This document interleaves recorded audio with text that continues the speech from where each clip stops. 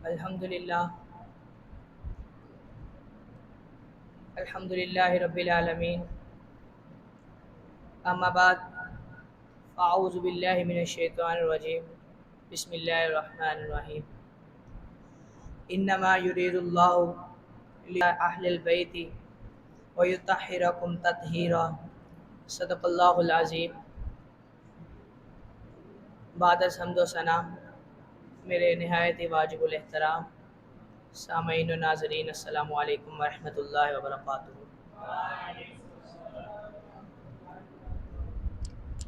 معزز سامعین و گرامی، آج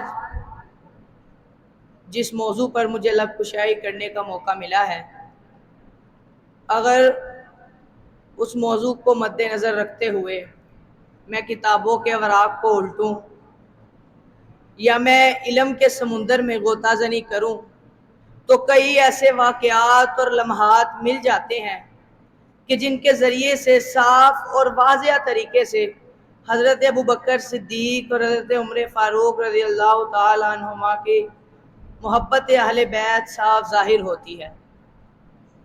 اور مزید میرا یہ کہنا شاید ٹھیک ہوگا کہ ان کی زندگی کو دیکھتے ہوئے، ان کی زندگی کے عملی نمونے کو دیکھتے ہوئے کسی واقعہ یا لمحات کی ضرورت نہیں پڑتی کہ جن سے ہم جان سکیں کہ ان دونوں حضرات کی اہل بیت سے کیا محبت تھی۔ مگر جس طرح کہ آج کا میرا موضوع ہے تو اس کے چلتے ہوئے میں چند ایک واقعات آپ کے گوش گزار کرنا چاہوں گا، اور امید یہ کروں گا کہ ان کے ذریعے سے میں ان دونوں حضرات کی محبت اہل بیت آپ کو سمجھا سکوں اور محبت اہل بیت آپ کے دلوں میں اتار سکوں۔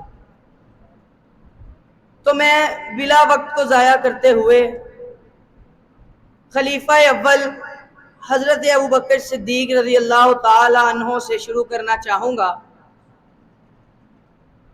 جناب والا حضرت ابوبکر صدیق رضی اللہ تعالی عنہ ایک دفعہ عصر کی نماز کے بعد گھر تشریف لے جا رہے تھے۔ حضرت ابوبکر صدیق راستے سے جا رہے تھے تو آپ کیا دیکھتے ہیں کہ امام حسن چند بچوں کے ساتھ کھیل رہے ہیں۔ قربان جاؤں کہ دیکھیے کھیلنے والا کون ہے، اور جن بچوں کے ساتھ کھیل رہے ہیں ان کا بھی کیا ہی مقام ہوگا، کہ ان بچوں کا کیا ہی مقام ہوگا کہ جو نواسہ رسول کے ساتھ کھیل رہے ہیں، کہ جو اس بچے کے ساتھ کھیل رہے ہیں کہ جو رسول اللہ صلی اللہ علیہ وآلہ وسلم کے کاندھوں پر بیٹھا ہو، کہ جو ساری عمر رسول اللہ کے ساتھ کھیلا ہو۔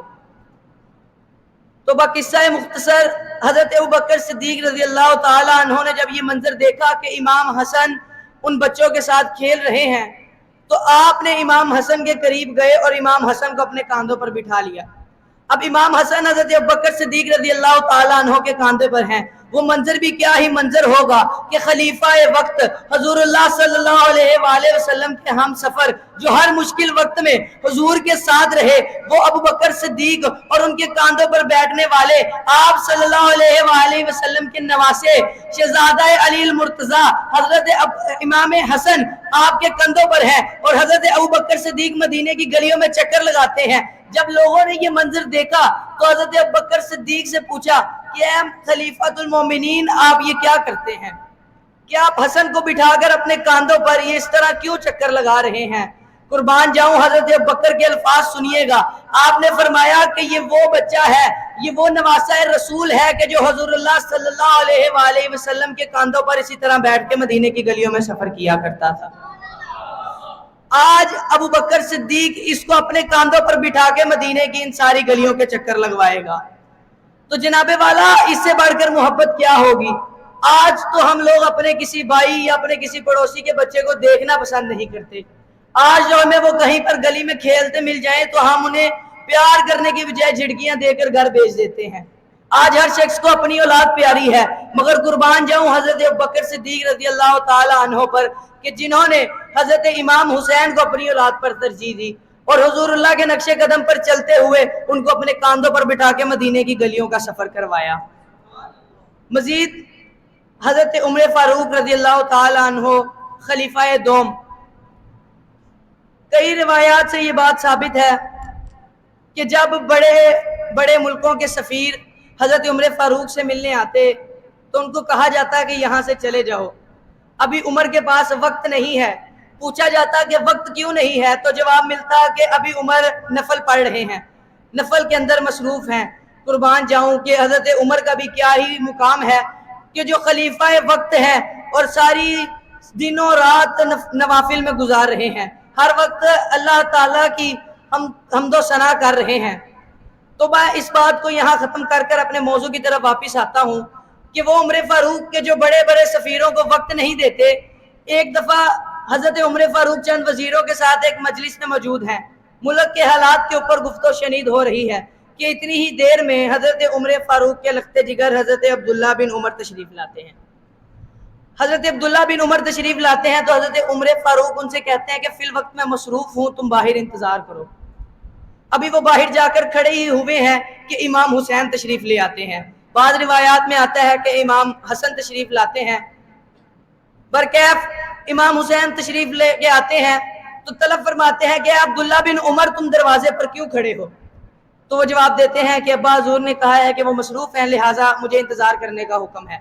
جب امام حسین نے یہ بات سنی تو وہ ادب کا گھرانہ، ان کے گھرانے میں تو یہ بات ہی نہیں کہ ادب کے تقدس کو پامال کیا جائے، تو لہٰذا امام حسین نے کہا ٹھیک ہے، اگر عمر مصروف ہے تو میں عمر سے عصر کے وقت مل لوں گا، مجھے جو بات عمر سے کرنی تھی میں عصر کے وقت کر لوں گا۔ اتنی بات کہہ کر امام حسن وہاں سے چلے گئے، امام حسین اس جگہ سے چلے گئے۔ جب عمر فاروق کو یہ بات معلوم ہوئی تو خلیفہ وقت دوڑتے ہوئے حضرت امام حسین کے پیچھے گئے۔ یہ محبت نہیں تو اور کیا ہے، یہ محبت نہیں تو اور کیا ہے کہ خلیفہ وقت ایک ضروری میٹنگ، وہ میٹنگ کے جس کی وجہ سے اپنے بیٹے کو باہر کھڑا کر دیا، وہ میٹنگ چھوڑ کر امام حسین کے پیچھے دوڑ کر جا رہے ہیں۔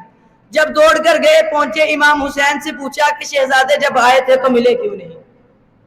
امام حسین نے کہا کہ حضور میں آیا تھا مگر مجھے یہ اطلاع ہوئی کہ آپ مصروف ہیں، اس لیے میں واپس آ گیا۔ کہا میں مصروف تھا تو پھر بھی مل لیتے۔ کہا حضور کس طرح سے مل لیتا، آپ کا اپنا بیٹا دروازے پر کھڑا تھا۔ حضور والا جب حضرت عمر فاروق نے یہ الفاظ سنے تو عمر فاروق میں جلالیت طاری ہو گئی، ایک رکت طاری ہو گئی۔ حضرت عمر فاروق جلال میں آ گئے اور کہنے لگے کہ شہزادے آپ اپنا موازنہ کس سے کرتے ہیں، آپ اپنا موازنہ کس ادنا سے کر رہے ہیں کہ آپ دیکھتے نہیں وہ کون ہے، آپ اپنا موازنہ کس کے ساتھ کر رہے ہیں؟ کیا اس کی والدہ کا نام فاطمہ زہرا ہے؟ کیا اس کی نانی کا نام خدیجہ الکبریٰ ہے؟ کیا اس کے نانا کا نام محمد عربی ہے؟ کیا اس کے باپ کا نام علی المرتضیٰ شیر خدا ہے؟ شہزادے آپ دیکھیے تو صحیح کہ آپ اپنا موازنہ کس کے ساتھ کر رہے ہیں۔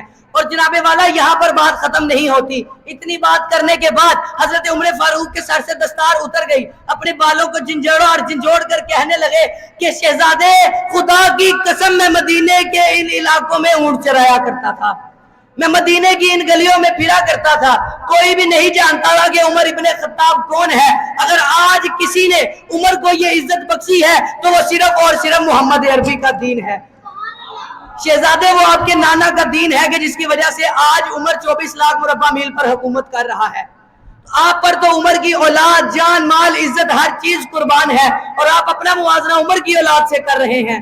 شہزادے میں تو آپ کا غلام ہوں۔ تو حضور والا یہ ہے حضرت عمر فاروق کی محبت، یہ محبت نہیں تو اور کیا ہے۔